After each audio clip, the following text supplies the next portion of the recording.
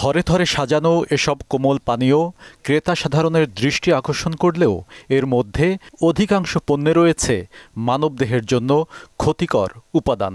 আর electrolyte বা energy ড্রিঙ্কের নামে যা বাজারজাত করা হচ্ছে তা আরও ভয়াবহ। এখানে এই পণ্যগুলো অনুমোদিত, যে পণ্যের কোনো অনুমোদনই নেই, তাহলে সেটার ক্ষতিকর কি আছে বিষয়, এটা কি ঔষধ নাকি খাবার, এটা তো কেউ জানে না। পণ্য লেভেলের গায়ে তারা বিভিন্ন ধরনের অভিব্যক্তি প্রকাশ করেছেন, যা এটা আলাদা ঔষধ হিসেবে প্রযোজ্য। তাই ওষুধ প্রশাসন অধিদপ্তরও সেটা তাদের কাছ থেকে তারা কোনো অনুমোদন নেয় নাই। এমন প্রেক্ষাপটে গেল 14 মে বিশুদ্ধ খাদ্য আদালতে 7টি কোম্পানির 5টি ইলেকট্রোলাইট পানীয় নিষিদ্ধ চেয়ে মামলা দায়ের করেন নিরাপদ খাদ্য কর্তৃপক্ষের পরিদর্শক মোহাম্মদ কামরুল হাসান। শুনানি শেষে 2টি কোম্পানিকে অর্থদণ্ড করেন আদালত।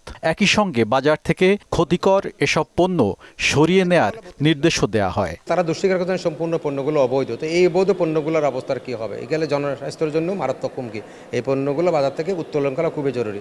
আদালত আমার আবেদন মঞ্জুর করেছেন। বিএসটি যেহেতু পারমিশন দেয় নাই, তাহলে আপনি পণ্য উৎপাদন করতে পারেন, আপনি লাইসেন্স প্রাপ্তির পর আপনি ব্যবসা করবেন।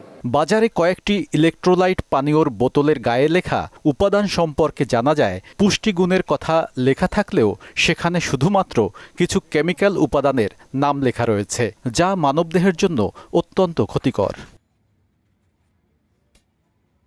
বিষয়টি স্বীকার করে নিরাপদ খাদ্য কর্তৃপক্ষের খাদ্য ভোগ ও ভোক্তা অধিকার বিষয়ক কর্মকর্তা জানান, এ ধরনের পণ্য সংশ্লিষ্ট কোনো প্রতিষ্ঠান অনুমোদন দেয়নি। এনার্জি ড্রিঙ্কসের কোনো প্রকার স্ট্যান্ডার্ড তৈরি করা হয় নাই এবং কোনো অনুমোদনও দেওয়া হয়নি। এখন বাজারে ইলেকট্রোলাইট এনার্জি ড্রিঙ্কস নামেই হোক বা অন্য কোনোভাবেই হোক, যদি এনার্জি ড্রিঙ্কস থাকে তাহলে সেটা একেবারেই অবৈধ। কারণ যে সফট ড্রিঙ্কসের জন্য এই মুহূর্তে আসলে ক্যাফেইনের মাত্রা ঠিক করে দেওয়া আছে, তো এই ক্যাফেইনের মাত্রা যেটা ঠিক করে দেওয়া আছে সেটা সফট ড্রিঙ্কসের জন্য। এটা যদি অতিরিক্ত যে মাত্রায় আছে তার চেয়ে যদি অতিরিক্ত তারা যদি এই এনার্জি ড্রিঙ্কসে ব্যবহার করে, সেটা একেবারেই অবৈধ।